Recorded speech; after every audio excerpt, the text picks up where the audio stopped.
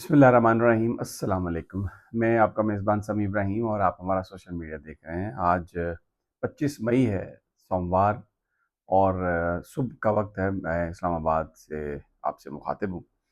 گرمی آج شدید ہے اور بتایا یہ جا رہا ہے کہ اگلے 5-6 دن 31 مئی تک پورے ملک میں گرمی کی شدید لہر رہے گی، تو اپنا خیال رکھیے گا اور خاص طور پر قربانی کا گوشت جو ہے وہ احتیاط سے کھائیے گا۔ خبریں ہیں، ایک تو انٹرنیشنل فرنٹ پہ آپ کو اپڈیٹ دیں گے کہ ایران اور امریکہ کا جو معاہدہ ہے وہ کہاں تک پہنچا اور اس کے اثرات کیسے نکل کے آ رہے ہیں۔ لیکن ابتدا میں کروں گا جو حکومت کے حامی جو صحافی ہیں، جن کا نواز شریف، مریم نواز، شہباز شریف سے بڑا تعلق ہے، اور وہ دونوں آپس میں ایک دوسرے کو، یہ دونوں فریق ایک دوسرے کو بڑا محترم سمجھتے ہیں۔ پاکستان میں گورننس کی تعریفیں کی جا رہی ہیں۔ اس میں کوئی شک نہیں کہ ایران اور امریکہ کے معاہدے میں پاکستان کا ایک کردار ہے۔ اس کی تعریف جب یہ معاہدہ ہو جائے گا تب بھی ہوگی، اگر یہاں پر سے خدا نخواستہ کوئی اور خبر بھی آئے تو بھی جو سفارتکاری کی ایک کوشش پاکستان کی، اس کی تعریف کی جائے گی۔ لیکن اس کا کیا مقصد ہے؟ پاکستان میں سب اچھا کی رپورٹ ہے؟ کیا اس کا یہ مقصد ہے کہ جو 2024 کے الیکشن میں چوری کی گئی، دھاندلی کی گئی، مینڈیٹ اٹھایا گیا، عمران خان جیتا ہوا الیکشن بجائے وزیر اعظم بننے کے اس کو جیل کی کوٹھری میں پہنچا دیا گیا، اور پچھلے کئی مہینوں سے وہ قید تنہائی میں، کیا یہ سب کچھ ٹھیک ہے؟ اور اب یہ تعویلیں دی جا رہی ہیں کہ پاکستان میں تو الیکشن ہمیشہ ایسے ہی ہوتے تھے۔ 2018 میں جو الیکشن تھا اس میں کیا عمران خان الیکشن جیتا تھا؟ اس کو جتوایا گیا تھا، اور اس سے پہلے بھی ایسا ہی ہوتا تھا۔ یعنی وہ آج یہ ثابت کر رہے ہیں، باقی بھی یہ باتیں کر رہے ہیں، لیکن میں بطور خاص انصار عباسی صاحب کا، کہ وہ پاکستان میں جو موجودہ حکومت ہے وہ کہتے ہیں کہ یہ اس نے پاکستان کی عزت میں اضافہ کیا، پاکستان ترقی کے راستے میں ہے، پاکستان کی اڑان، یعنی لوگ بے روزگاری میں مر گئے، یہ پاکستان کی اڑان ہے۔ اور لوگ، تیل کی قیمت کہاں تک پہنچ گئی جو تاریخ میں کبھی نہیں پہنچی تھی اتنی، کیا یہ پاکستان کی اڑان ہے؟ بلوچستان میں جو ٹرین کا دھماکہ ہوا، وہ جو اتنا بڑا فیلئر، کسی کو پتہ ہی نہیں چلا، یہ پاکستان کی اڑان ہے؟ جو سیاسی ورکروں کے ساتھ ہوا، جس طریقے سے مہنگائی نے لوگوں کو مار دیا، میں صرف پیٹرول کی بات نہیں کر رہا، ذرا بجلی کی قیمتیں دیکھیں۔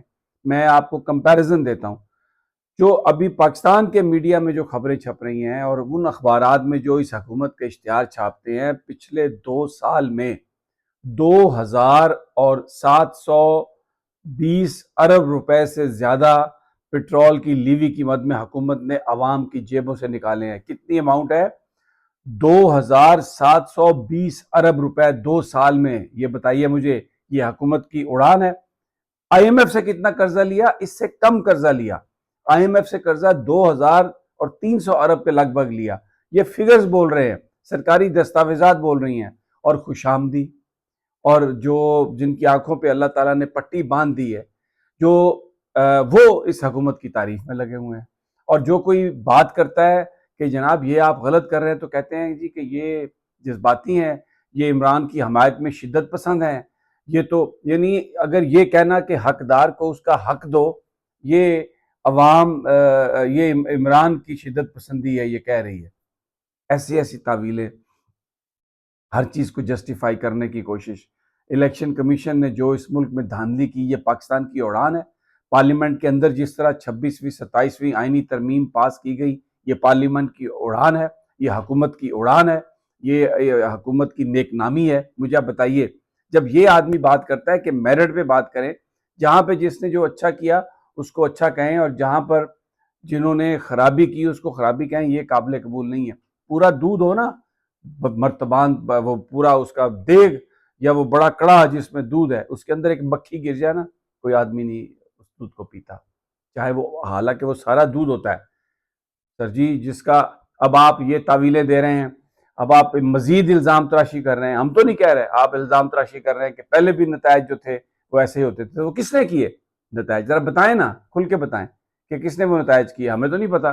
ہم تو یہ کہتے ہیں کہ جناب آپ جو بے ایمانی ہوئی ہے اس کا آپ تدارک کر دیں، جو پاکستان کے لوگوں کے ساتھ زیادتی ہوئی ہے۔ مجھے یہ بتائیے کہ یہ پیٹرول کی لیوی کی مد میں 2,720 ارب روپیہ جو لوگوں کی جیبوں سے نکالا ہے، یہ صرف پیٹرول کی لیوی کی مد میں، اور جو بجلی کی صورت میں لوگوں مہنگائی جو کی گئی ہے، جو یونٹ مہنگے کیے گئے، جو گردشی قرضے یہ اپنے بے نامی جو ان کے جو پاور پلانٹس ہیں ان کو دے رہے ہیں۔ اب میں بات کروں گا تو یہ کہیں گے کہ جی مثال کس کی دیں، بھارت ہمارا پڑوسی ملک ہے نا، ہم اسے اپنا دشمن سمجھتے ہیں، اس کی ہر اچھی شے بھی اگر کوئی ہو تو ہم کہتے ہیں کہ جناب یہ غلط ہے۔ پنجاب میں ان کے وزیر اعلیٰ نے کیا اعلان کیا ہے؟ 600 یونٹ بجلی جو کنزیومر استعمال کرتے ہیں وہ بجلی فری، اس میں ایئر کنڈیشنر استعمال کریں، کچھ کریں، 600 یونٹ۔ اور یہاں پر جن کو یہ کہہ رہے ہیں کہ جی اڑان ہو گئی بڑی زیادہ، شہباز کرے پرواز، تو وہ یہ پرواز ہے کہ جو وعدے تھے 200 یونٹ کے لوگوں کو دینے کے فری، وہ بھی ختم ہو گئے۔ سولر انہوں نے لگوائے، سولر پالیسی دی سولر کی، اور مبینہ طور پر جو اس وقت جو حکومتی خاندان ہیں انہوں نے وہ سولر امپورٹ کیے۔ جب وہ سارے سولر لگ گئے تو پالیسی بدل دی، کیونکہ جو ان کے بجلی گھر تھے گردشی قرضے میں اضافہ ہو گیا، ان کی جو کیونکہ ان کے ساتھ تو کیپیسٹی پیمنٹ کا تھا ایگریمنٹ، تو لوگوں نے جب اس سے انحصار ختم کیا تو انہوں نے وہ جو گرین میٹر ہے اسی کو ختم کر کے تو پھر دوبارہ لوگوں پہ انہوں نے وہ بوجھ ڈالنا شروع کیا۔ یہ اڑان ہے حکومت کی، لوگوں کی کوئی فورن انویسٹمنٹ کرنے کے لیے تیار نہیں ہے۔ یہ کانسٹیٹیوشن 1 ایونیو جو ہے اس کے یعنی دونوں، یعنی اشرافیہ بھی اور پھر آپ بری امام کے ارد گرد دیکھیں، ایوان صدر کے پیچھے جو سوسائٹیاں تھیں جو بیچارے لوگوں کے گھر تھے ان کو دیکھیں، اس شہر کے گرد و نواح میں جو کرسچین کالونیز تھیں ان کو دیکھیں، جس طریقے سے تجاوزات کے نام پر ان کو برباد کیا گیا۔ اس کے بعد کوئی اس ملک میں انویسٹمنٹ کرنے کی سوچ سکتا ہے آگے؟ جس طرح پورے پنجاب میں تجاوزات ہٹانے کی آڑ میں لوگوں کے پاس رجسٹریاں تھیں، سرکاری رجسٹریاں، وہ سارے کے سارے اس پر بلڈوزر وہ انہوں نے چلا دیے، اور عدالتوں میں اپنے بندے بٹھا کے آج پاکستان کی عدالتوں میں انصاف نہیں ہے۔ اگر آپ جاتے ہیں تو پتہ چلتا ہے کہ سرکار کے خلاف تو کوئی آپ مقدمہ جیت نہیں سکتے۔ تو جناب یہ پاکستان کی اڑان ہے، ویری سیڈ، اور اس طریقے کی جو خوشامد ہے اس نے پاکستان کو اس حالت پہ پہنچایا۔